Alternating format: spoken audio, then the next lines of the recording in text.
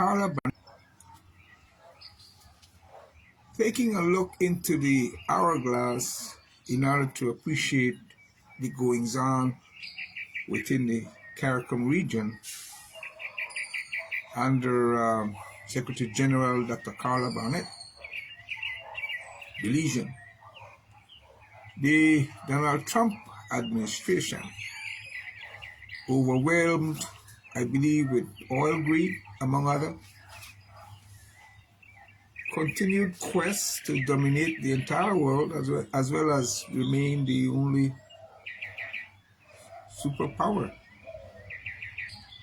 towards which end this second term Donald Trump administration, not back to back but second term nonetheless, has been arrogantly bullying the integration schemes such as EU, European Union, the Arab League of Nations, CARICOM, and likely the CICA, Central American Integration Scheme, Belize belonging to both CICA as well as CARICOM.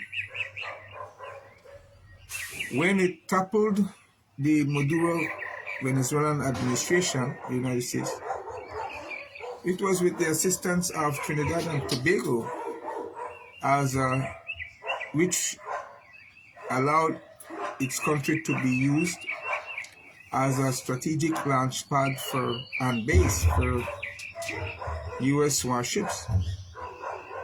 Now, while Trump remains in office, Trinidad and Tobago is taking objection to the reappointment of Dr. Barnett, like Trump claiming to be CARICOM's largest financier. Given the future of CARICOM is already grim, while Trump remains in office and is now using the Trump administration is the same divide and conquer strategies, once again within CARICOM, trying to force the member states out of, among other, Trump's White House majority rule mindset, help starve Cubans to death. So what the Trump administration, together with Trinidad and Tobago, wants is to replace CARICOM Secretary General with a rubber stamp they could manipulate to CARICOM's demise. But instead, CARICOM is resisting, trying to weather the storm by putting policies in place in order to safeguard its survival as a bloc, where its strength lies. Integration schemes are built so they have economic strength as a bloc of nations, and so on.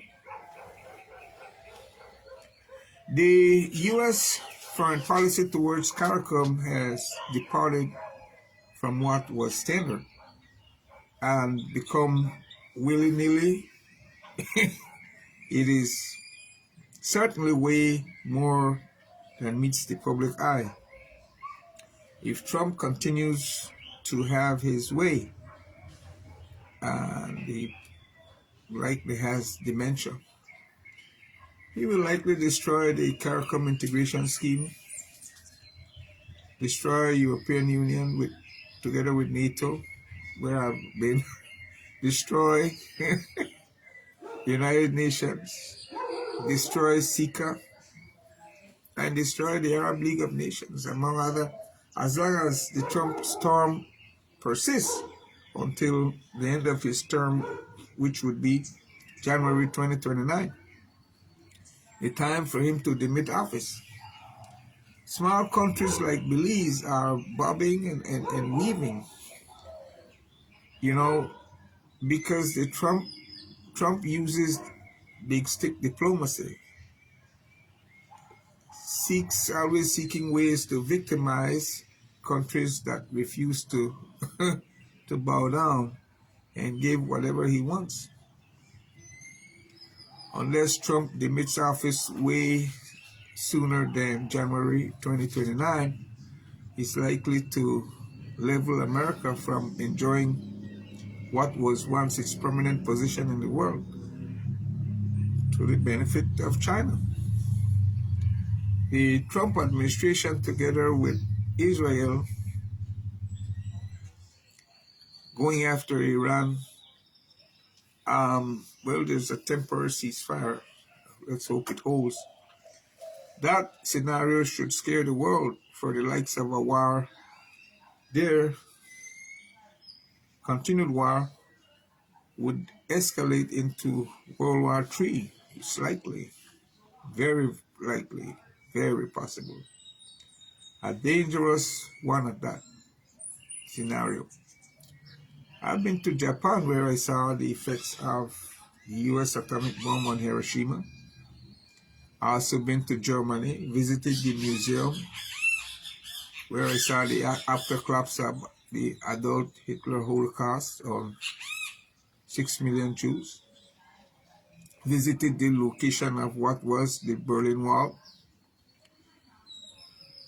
So, what we are faced with Donald Trump is mismanaging, with his thumb on the nuclear code button. What we are faced with is not child's play. For there are at least 9 countries currently known or believed to have nuclear weapons, the United States and Israel being only 2 among them. Others include China, Russia, France, India, Pakistan, and North Korea. Countries like Chile, and I've been there twice, operates a couple nuclear reactors and for medical purposes as well as to conduct research.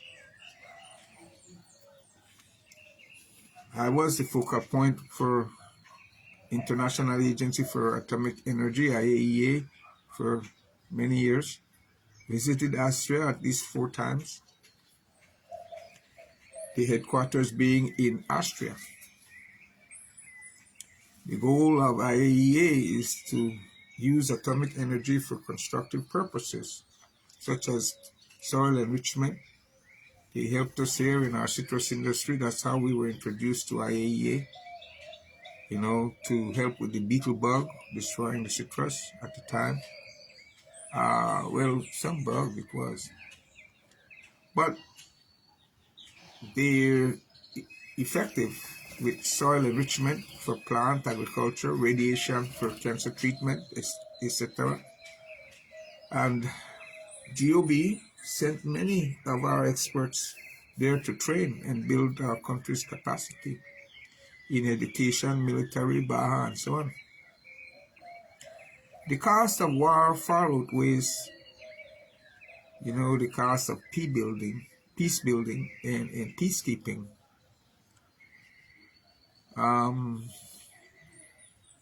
Well, don't misunderstand. I'm saying the cost of war is way more than the cost of peace building and peacekeeping. However, countries like the United States continue to sit on stockpiles of modern weaponry and equipment they want to test out, only to then turn around and, after clearing their warehouses, forge new weapons, which is like a business. So the world is at a crossroad, another crossroad, the likes of what we faced at 9/11, when we had all those security checks and so on going through the airport. When that was initiated, as well as on the computer now, all ICE, all those documents are now synchronized. So, people's history are more easily traceable. We could be on the verge of a World War III easily, because the United Nations does not have full command, given the U.S. keeps undermining its control. So I say remain cognizant and stay on alert. Let it be so. Mitola, kaya si saya. Ayo.